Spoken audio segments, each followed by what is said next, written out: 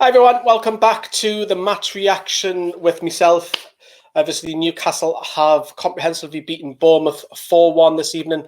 I'm joined by Neil, who knows a lot about the Cherries. Neil, thank you very much for coming on. It's a brave thing to do. I didn't think you would, to be honest with you, after that, would you call it humiliation? It was, but I think Bournemouth fans are getting used to it. Like that's so it's 7 goals conceded now since the Premier League started. It's 26 goals since New Year's Day. And Dan Gosling's goal, I mean, that's the first goal the Cherries have scored in, it feels like ages. Well, it is ages with the 3-month break, but do you know what I mean? Like, there's certain teams that have come back after the break and have improved. Yourselves, and there's other teams that have just gone whoa. Like it's like it's like they're on holiday almost. Sheffield United, Leicester. Yeah, I mean, there's not a lot to say. I think the only thing I would say is I can't believe Andy Carroll didn't score in half an hour that he was given. Yeah, we'll talk about the game. I just wanted to touch upon the Cherries lineup. Were you happy with what Eddie Howe went with today, or is he quite restricted in his lineup? Yeah, I mean, I think without Callum Wilson, it's a big problem. And I know his goals have dried up also. I think with David Brooks coming back from injury, it's fantastic. But that also means that you can't play Brooks and Harry Wilson at the same time. And that's 2 really incredibly creative players. And Brooks had an amazing season, like last season, certainly the back end of, I think it was January to May from the previous season. But he's still coming back from injury, and he looks a shell of the player at the moment. Okay, he hit the bar, and with one of his efforts today, but he doesn't look the same player at the moment. If you look at Newcastle's lineup, would you say it's the star man, of course, is saint-maximin out with that lineup? Yeah, absolutely. What a hat-trick assist! What is he, only the third Newcastle player to do that in the Premier League? I think that's right. Yeah, Collins. Yeah, again, I've heard you, I've heard obviously you and other Newcastle fans talk about Dwight Gayle and how he's quite a polarising individual, shall we say. I'm a little bit surprised to see Joe Linton in the starting 11. Like, I saw a lot of Joe Linton for Hoffenheim last season, and he's a strong guy, but he doesn't seem to have what it takes in the Premier League yet. He wastes a lot of chances. Which probably still needs to use the season, doesn't he? Yeah, possibly. Yeah, it's obviously Manquillo at left back. I thought there might have been a slight weakness there to exploit, but I mean, I mean, there's been since the Premier League has resumed. There's been a lot of games that have, taken on the form of a training game, really. And at 2-0 down, it started to look like that again. Okay, Bournemouth came out a little bit stronger from the second half. I mean, Eddie Howe must be tearing his hair out, like, for them not to.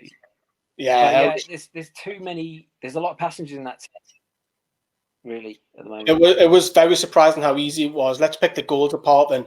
The first one, Neil, is that Lerma's caught in possession. Sean Longstaff tackles him.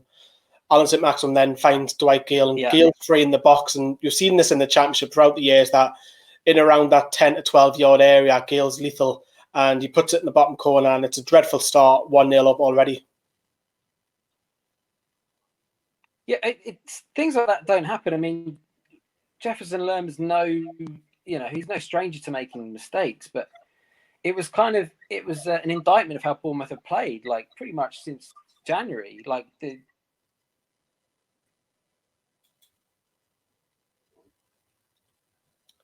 looks like we've lost you, Neil. That was something that was Oh, you're back, Neil. So yeah, sorry about that. Passing has always been one of the from the back on the back four has always been one of the Cherries' strongest assets. Like Cook, Ake, Francis, Smith, and you've got Lerma pushing backwards, and there's no confidence in the side at all. You're right, because if you look at the second goal again, Neil, is that I know Alan Saint-Maximum's a very difficult player to mark, but he goes past 2 or 3 on that left side, and it's not really hard challenges. I know the defenders are probably a little bit worried about bringing him down, but if you look at that picture alone, you see how many people are in that 6-yard box. There's what, 1, 2, 3, 4, 5, 6 Bournemouth players, and there's Sean Longstaff free on the edge, round about the penalty box, and he puts a top corner 2-0. It's remarkable, yeah. I mean, I think it was so Adam Smith gets completely skinned by Saint-Maximin, but then they all seem to gravitate towards him and then leave Longstaff alone in the box. It's kamikaze defending, frankly. Yeah, it's not great, is it? But then it was very comfortable. And then when we went into half time, I thought, and I tweeted this and I've said, Bournemouth will come out with different sides. They'll come out fighting. And they had a little bit of a spell. Obviously, they had the disallowed goal within a minute. And there was a little bit of fight there. But again, that kind of sizzled out when Almiron got on the ball. Again, Alan Saint-Maximum, you referred to him earlier on, Neil, a hat-trick of assists. And it's a beautiful finish, don't get me wrong. But that was game, set and match when it was 3-0. Would you agree on that?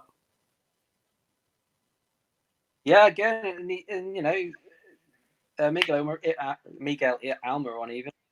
You know, he's got fast feet. He's an intelligent player, but he just seems to waltz through the through the midfield and through and into the area, and it was a great finish. But there's the commitment with the Bournemouth defence. It's completely maddening, and it doesn't make any sense. Also, I mean, Bournemouth look a team like usually you'd see a bit of fight there.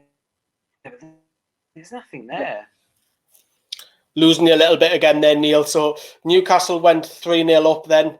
And yeah, it was literally game, set and match from that. And we've seen a lot of changes that were made from Steve Bruce. Obviously, you touched upon Andy Carroll a little bit earlier on, and Valentino Lazaro, who hasn't really had much. We thought he would start today. And in 4-0, he's played through on Shelby again. It's poor defending because Lazaro breaks through and he little dink over Ramsdale. It's 4-0. And, you know, as a Newcastle fan, Neil, is that we don't experience being 4-0 up.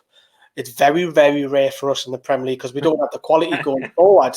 And that's not me being disrespectful to Bournemouth. It's we win ugly. We win ugly 1-0, maybe 2-0 if we're lucky. But this was so easy for Newcastle. I mean, I've never experienced a day like this in the Premier League all season. This is the easiest game that I've seen all season from us.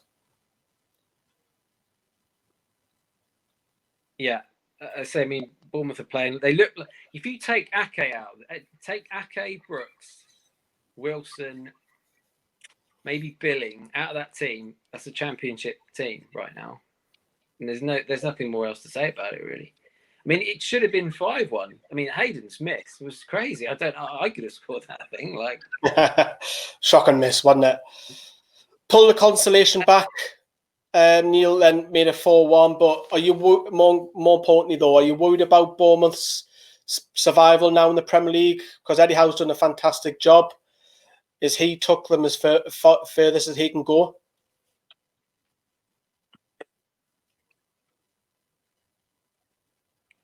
I mean, it does appear that way. I mean, he had a rough patch about 18 months ago in fact, 2 years ago, actually, and he dug himself out of that.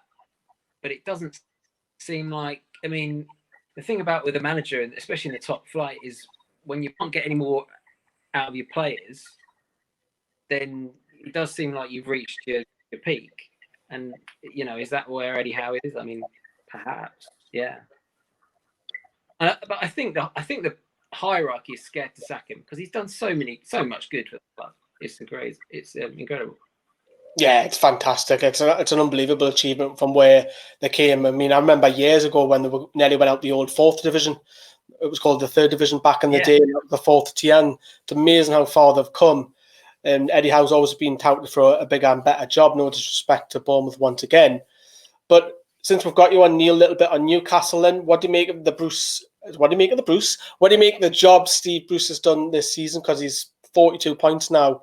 You might even beat Rafa Benitez's total.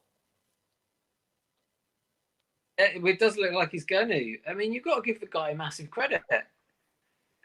He's such an old-fashioned manager, but he gets the job done. You saw what he's done. You know, he did it at Hull. He did it at Birmingham to an extent. Sunderland, kind of like, it's like, yeah, I didn't like it when Benitez was given you know, he wasn't given the sack, but he wasn't extended, was he, basically? Yeah, he wasn't given the money, and obviously as soon as Benitez leaves, we're going to spend 40 million on a striker who can't score and 20 million on a very gifted winger. But that's what Benitez wanted. He didn't get that money. But it's interesting, like, because obviously, what's the latest on the takeover? Is it getting any closer? I think it's just like, well, Richard Master, the chief executive of the Premier League, he said that he wants to conclude it very soon. He's not giving much away, but it's 3 months. It is dragging a little bit. Of course, we all want it as Geordies. Yeah. We're not expecting to be the next Manchester City straight away. Of course not. We just want to compete. We haven't done that for, well, since Mike Ashley's been here. I grew up fighting for the title in the 90s and Sir Bobby Robson Champions League nights and stuff like that. So it would be great to have that back, but that's a long, long way off.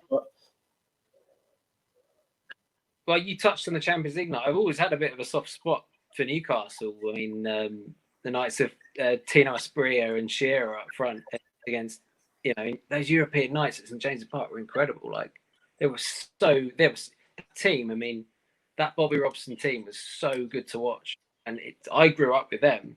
When I was about, I was my 11, 12 years old, and that's still, I still have those memories. Like, you know, I'm still very fond of those games. Absolutely. And if you guys got to that again, I think I'd love that. Absolutely. Yeah, it's nice words, Neil. Thank you very much, Neil. Where can everybody find you? You can find me on Twitter at Neil_Lev. Hold on, Neil_Lev_sports. Yes. Put a link in the description if you want to follow Neil, who is working his way up in the sports industry. Neil, thank you very much for coming on, being brave, talking about the Bournemouth. I know that wasn't easy, so thank you very much for coming on today. No worries. Thanks.